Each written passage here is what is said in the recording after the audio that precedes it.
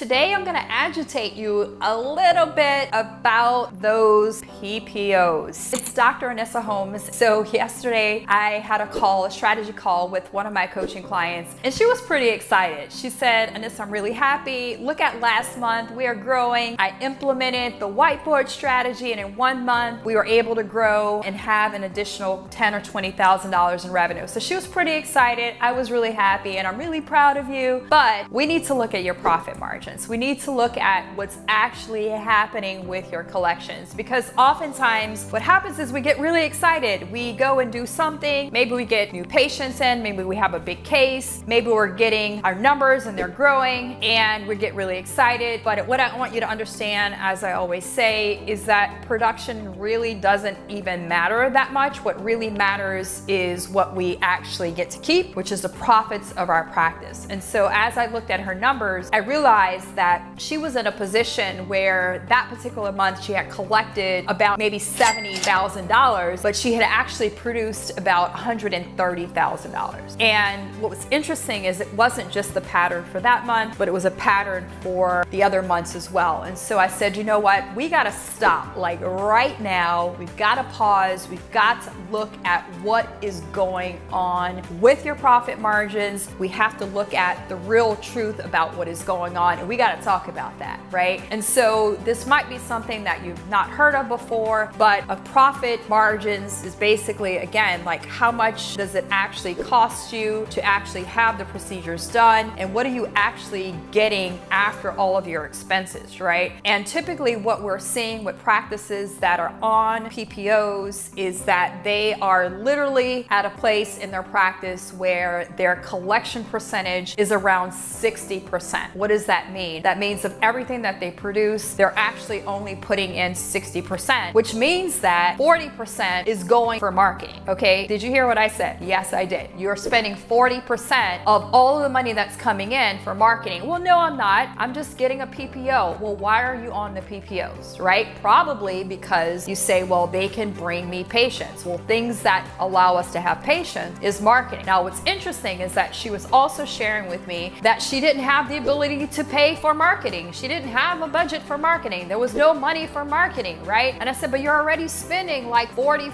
$50,000 a month for marketing, because now you're in a position where you're paying the PPOs for your marketing. As she started to really think about what I said, let's look at the insurances that you're on, right? And so I took her through an exercise, and she realized that the majority of services, actually she was upside down, meaning that she was making less than it actually cost her to actually do the procedure, which absolutely makes zero sense, right? And so we started to look at a strategy. What is that strategy that could actually help you to grow? Because the fact is that when I looked at it, I asked her, I said, are you in a place right now where you have money saved for retirement? Are you in a place right now that you could stop working and you have the ability to take care of your family for the rest of the life? And I knew the answer was no. And there's no way that the answer could be yes if this is her only business, and at the end of every month there's $5,000 left over, right? Or there's $10,000 left over. And so I said, you know what, you deserve, if you're going to produce 140, you deserve to collect 140. Like if you collected what you were producing, your whole life would be completely different, right? And so we started to have this heart-to-heart conversation, and we started to look at the different services that she is actually performing for her patients. And I said, you know, let's look at the different services, what gave you the most revenue last year. And like the second highest was like hygiene or preventative, right? And so we started to look at, you know, we've got to make some changes. If you want to get off of these PPOs, we've got to do a different strategy. This is not working, right? And so we started having conversations about the services that she would start to connect with. Interestingly, she had an oral surgeon that's come into her practice, and so we discussed her moving into doing all-on-4 procedures, which could be, again, her $20,000, $30,000 case. She already knew how to do all-on-4s, but just wasn't focusing on it. And I'm like, oh my gosh, right? What if instead you were spending $5,000, even $10,000 to market all-on-4, which is a $20,000 procedure? What would that cost you? You wouldn't be upside down. You wouldn't be paying $40,000 a month for marketing. You'd be spending $5,000 for marketing. Right now, when you're going to an agency, or you're spending, again, $10,000 and you're getting 1 patient, 2 patients. If you could do 4 patients, that's $80,000 a month. That has nothing to do do with the PPO, right? And so if you're feeling like